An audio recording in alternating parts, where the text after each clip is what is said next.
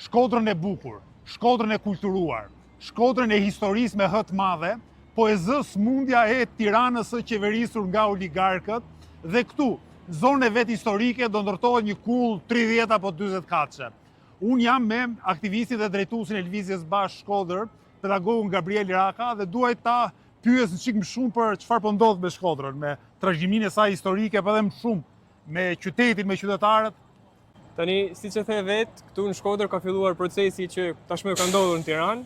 dhe ka një hipokrizi të madhe sepse Bashkia Shkodër me Kryebashkiakun Besi, që para pak ditësh mburrej edhe trumpetonte ruajtjen e identitetit arkitektonik të qytetit, ka dhënë lejen për ndërtimin e një kulle 35 kate mund në zemër qytetit, që do ta përçudnojë përfundimisht identitetin e tij, dhe për 7 vite që do ndërtohet do sjellë vetëm ndotje, pluhun dhe zhurmë për qytetarët e Shkodrës.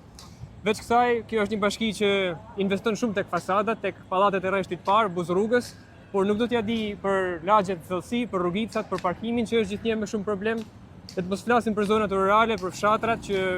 shumë fshatra dhe këto që janë shumë afër Shkodrës nuk kanë rrugë të shtrume, ndriçim,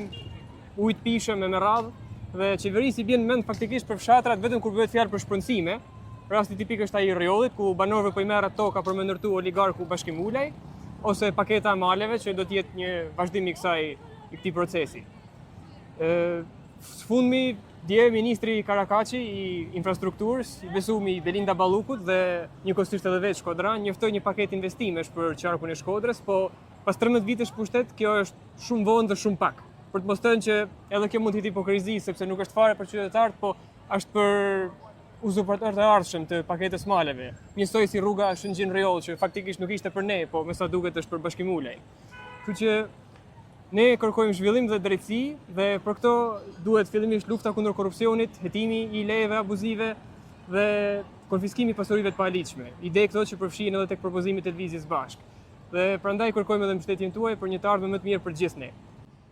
Shfrytëzoj rastin edhe një herë që t'ju bëj thirrje të bashkoheni Lëvizjen Bashkë, qytetarëve të Shkodrës po të gjithë qytetarëve të Republikës së Shqipërisë, sepse në Lëvizjen Bashkë do të gjeni njerëz me ideale, njerëz me guxim, njerëz me solidaritetin e brendshëm, që janë faktor përcaktues për t'ia ndryshuar faqen për mirë vendin tonë.